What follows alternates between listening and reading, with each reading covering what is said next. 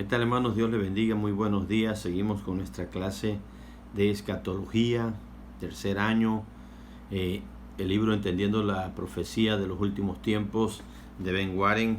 Espero que lo estén disfrutando, muy profundo pero importantísimo, hermano.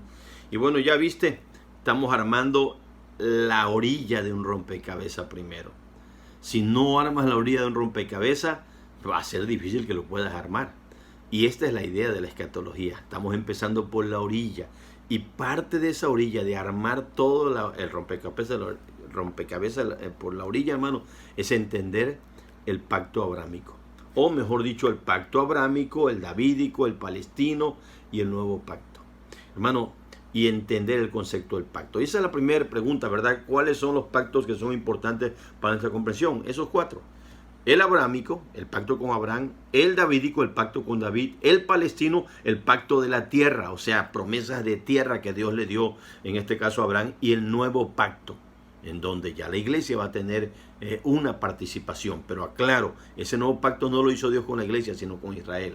Bueno, ¿qué es un pacto con el Antiguo Testamento y cuáles son las diferencias entre un pacto bilateral y uno unilateral? Tú has oído todo el rollo de ahora de México, Estados Unidos, tratados de libre comercio y todo. Son pactos bilaterales. ¿Qué quiere decir? Donde México tiene responsabilidad, Estados Unidos tiene responsabilidad, Canadá tiene responsabilidad. O sea, al fin de cuentas, el cumplimiento depende o de que funcione en el pacto de las dos partes, hermano. Pero bueno, un acuerdo entre dos partes es la que vincula, hermano, intereses comunes y unas responsabilidades. El pacto bilateral es ese, hermano. Ambas partes son responsables del cumplimiento del pacto. Por ejemplo, el del monte Sinaí. Ese es un pacto bilateral. Ese pacto fue con Israel, hermano. Cuidado, porque muchos predicadores ahí cometen el error, pensando que en ese pacto entramos la iglesia. No, nosotros, la iglesia está en un pacto normalmente, hermano, que es incondicional, es unilateral. Y ahorita verás un poquito más de ello. Entonces, hermano, el pacto abrahámico y el davídico y el de la tierra, hermano, son pactos unilaterales o incondicionales. Vincula las dos partes, pero el cumplimiento del pacto solo depende de una de las dos partes. Y en este caso no dependía ni de Abraham, ni de David, ni de los israelitas, sino dependía de Dios. Dios lo prometió y Dios lo va a cumplir. Y ese es el pacto, hermano, unilateral o incondicional. Aclaro, ese pacto es el que hizo con Abraham, con David, con Israel. Es muy importante, hermano. El mosaico, el pacto que se da en el monte Sinaí, no es unilateral ni incondicional. Ese es condicional. Si obedeces, vas a tener esto. Si no obedeces, te va a llevar el tren. Bueno, ese es un pacto bilateral. Y es importante. No estamos diciendo que no sea importante la obediencia dentro del pacto incondicional. Te lo voy a explicar más adelantito. Pero vamos a la 3. ¿Cuáles son los 3 aspectos que componen las disposiciones del pacto abrámico? 1. Las bendiciones personales para Abraham. Las bendiciones para los descendientes de Abraham o bendiciones nacionales. Y las bendiciones universales, las cuales incluirían a todas personas. Cuando dijo Dios, en ti serán benditas todas las naciones, y después digo toda la familia, ahí ya te incluye a ti y a mí, ¿sí? Todo. Y esa condición se cumple a través de Jesucristo. Entonces, una bendición grande. 4. ¿Cuál fue la circuncisión o qué fue la circuncisión con respecto al pacto y qué sucedería?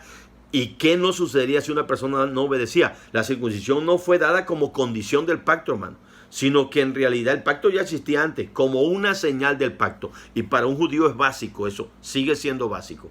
Para ti, para mí, no. Aquellos que no quisieran hacerlo perderían la bendición del pacto, pero hermano, eso no pondría fin a la relación del pacto de la nación con Dios. Si alguien decidía no andar delante del Señor u obedecer, va a perder los beneficios y las bendiciones del pacto. Pero el pecado causa la pérdida de la bendición, pero no anula o invalida el pacto. Eso es clave entenderlo, hermano, hasta para asuntos de fe hoy en día y de salvación.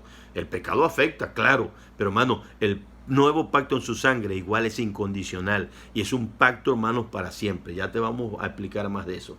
Explica el paralelo entre nosotros y la relación con Dios, con Israel. Y aquí va ¿de qué depende la obediencia y de qué no depende ella? ¿O qué depende de la obediencia y qué no depende de ella? Como personas salvas esperamos el día cuando seamos glorificados y nuestra salvación sea consumada, hermano. Este es su designio de Dios, ¿no? En Romanos 8 se dice, ¿puede mi desobediencia entonces negar el designio de Dios? No, hermano, ya Él lo tiene planeado.